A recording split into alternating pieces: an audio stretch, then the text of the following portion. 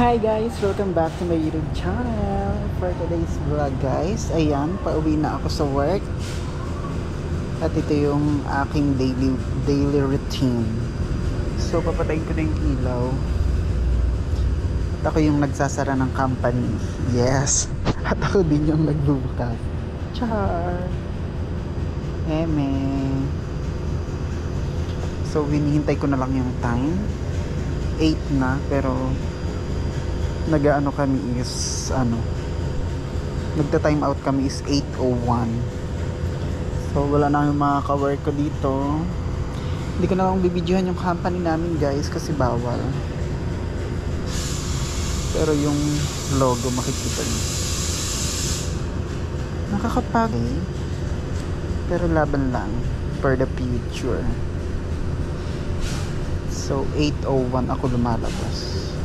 Pwede naman akong lumabas kasi nakapila na sila doon. Pero ayun, tayin ko na guys yung ilaw.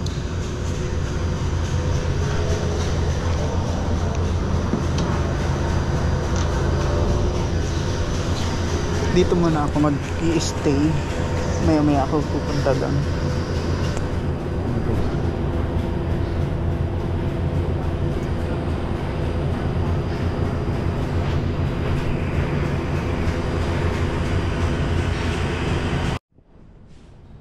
Ayun na guys, naglalakad na ako pa uwi. Ito yung company namin. By the way guys, isa nga pala akong factory worker dito sa Taiwan. And ginagamit ko tong GoPro ko kasi maliit siya. Tapos hindi siya masyadong halata na nagvi-video ka. Kasi kapag yung cellphone, halatang halata siya. Diba? Kaya dito tayo sa GoPro. Matagal na tong GoPro ko, hindi ko lang siya ginagamit. And ayan, ito yung company namin. Ayan, papansin nyo.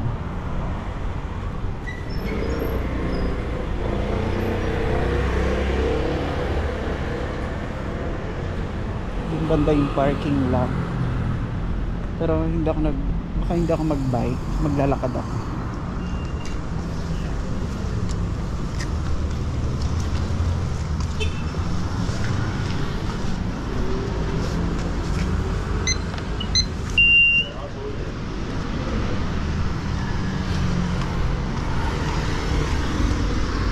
Lakad lang ako today. Mas feel ko maglakad.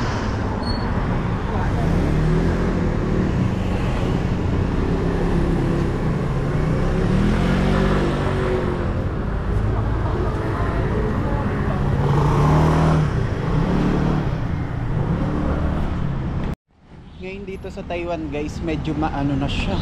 Mainit na naman siya. Ayan o, diba? Ang linaw-linaw pala ng GoPro pag ginagamit. Hindi ko kasi siya ginagamit. Tapos nakita ko parang nagbabakbak na yung ano niya. Medyo nagbabakbak na siya. Nagbabakbak yung frame kaya ginamit ko na siya. Girl! Ito yung katrabaho ko. Dito siya sa 7-Eleven.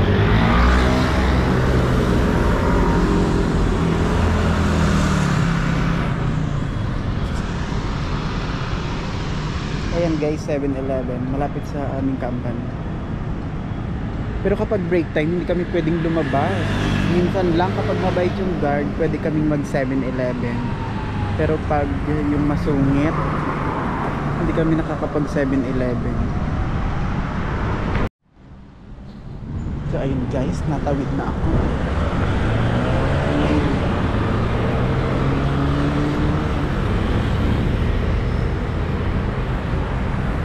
Ayan. Diba?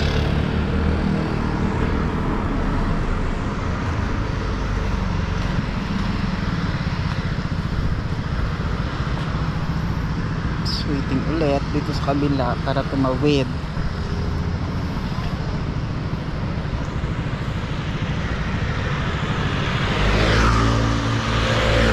dala ko lang ice bag. Diba? Ayan na, naka-red na. For the go.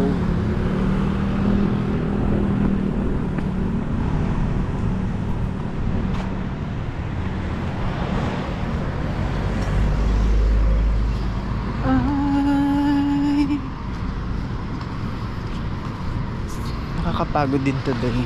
Charot. Mapanood na naman ang mga katrabaho ko to. Sasabihin palakad-lakad ka nga lang sa work, napagod ka pa. Yan guys, may mga company din dyan, diba? Ito. Ang ganda gamitin pala ng GoPro kapag halimbawa nagbablog ka, kasi malaki yung kamay ko, hindi makikita yung GoPro. Natatakloban talaga siya ng kamay.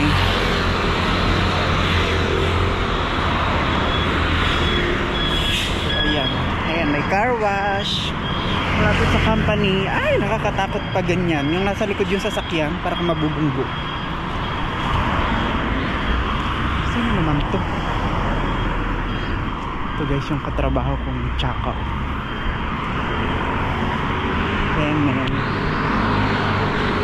Ito pala. Nakabike ako guys kapag pumapasok, pero ayokong magbike ngayon.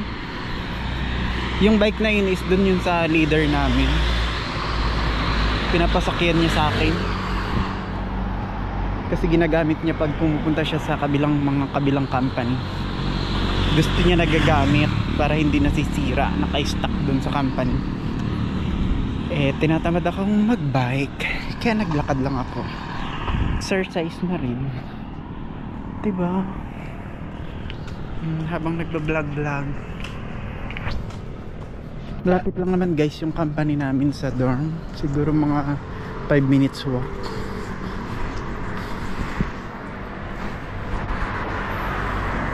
Ayan, meron ditong repair shop ng mga sasakyan. Ayan guys, may pulis.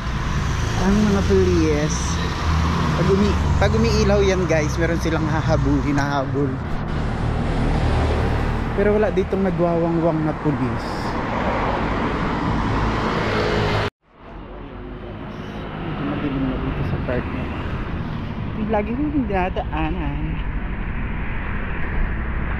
Ang helicopter.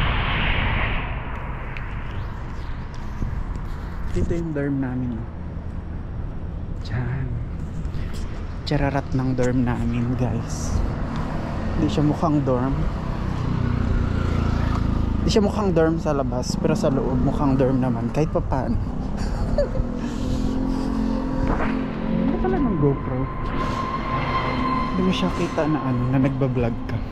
Nakatago. Diba? Kaya nandito na ako sa dorm. Ayun ang dorm namin. Tsaka diba? Tika guys, sa dati kong dorm, maganda. Ay, may mga sirang electric pan.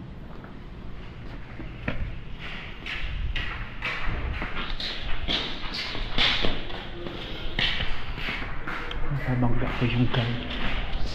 Ito na ako guys, sa dorm.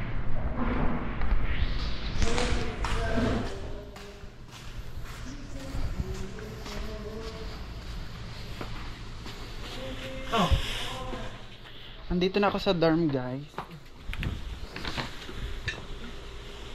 Ito yung itsura ng dorm namin ako.